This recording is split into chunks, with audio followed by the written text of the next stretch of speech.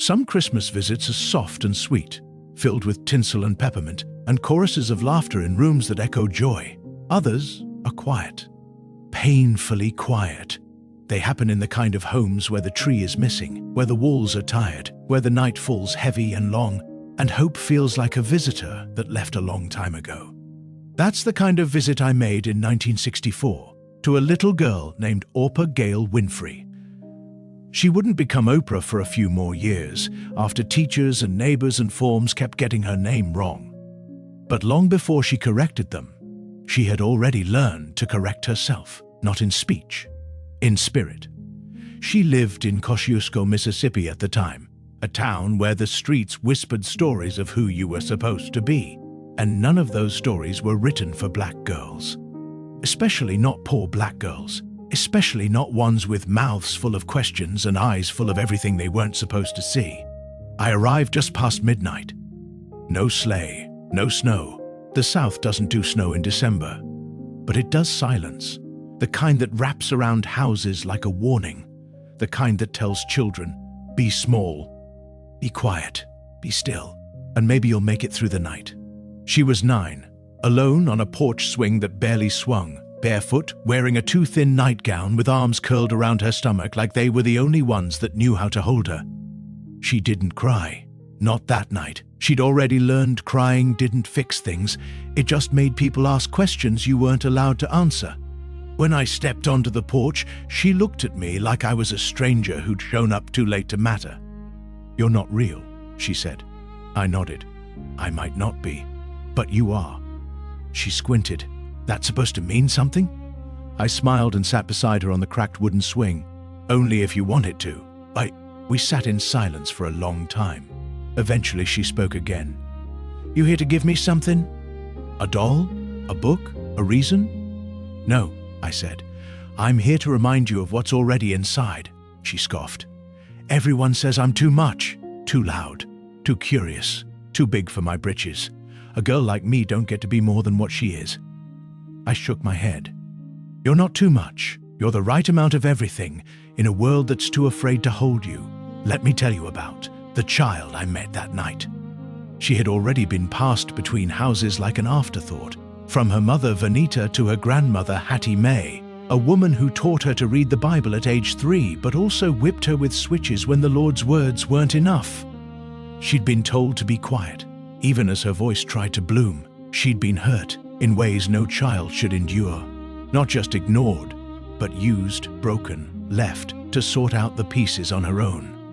She lived in houses that preached salvation by day and buried secrets in the dark. And yet, she still read.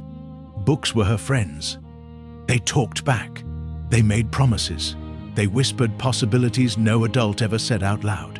She told me she could recite every verse of scripture before she turned 5. Not to impress anyone, but because verses gave her shape when the world kept trying to erase her. That night, she asked me something I'll never forget. Why do they keep leaving? I didn't ask who. I didn't need to.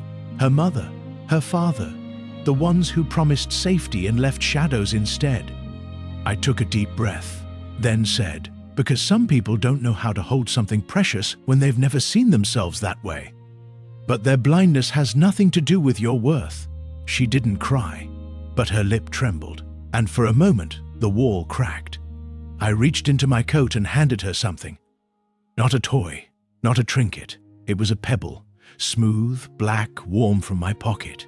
She looked at it. "What's this?"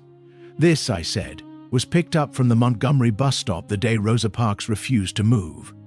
It's not magic, but it remembers." She held it in her hand like it pulsed. "Remembers what?" "That sitting still can be the loudest kind of bravery." I told her something else that night. Something I rarely say out loud. "You will become one of the greatest voices of your generation. But first, you'll have to survive not being heard. Not just by others, but by yourself." She told me about talking to animals. She said she used to whisper to birds because they didn't interrupt her. She said words filled her chest, but no one ever wanted to hear them. Not unless she was reciting scripture or apologizing for speaking up. I said, "Then don't wait for permission. Start speaking now. even if only you are listening, especially then." She turned to me and asked, "What's the hardest thing in the world?"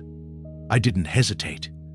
To believe in your own light while sitting in someone else's darkness. And that's what she did. For years, she carried the trauma, carried the weight, carried the dreams of girls who looked like her but didn't yet know they were allowed to dream.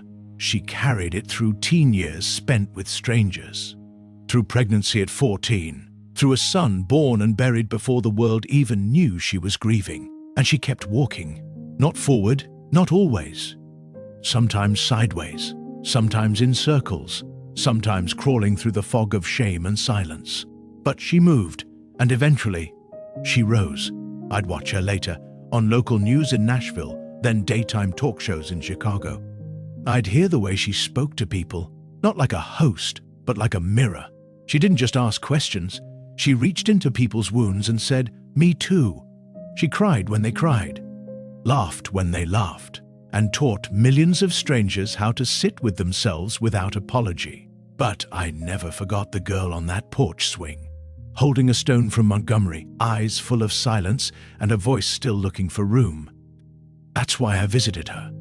Because some people need presence, but others, they need to be told before the world lies to them, you are not what happened to you. You are what survived. And Oprah, she didn't just survive, she transformed. She turned her pain into platform, her story into sanctuary, her voice into a map for others still finding their way out of the dark. And every time she speaks now, on stages, in interviews, through foundations, behind closed doors, I still hear the girl who once whispered to birds,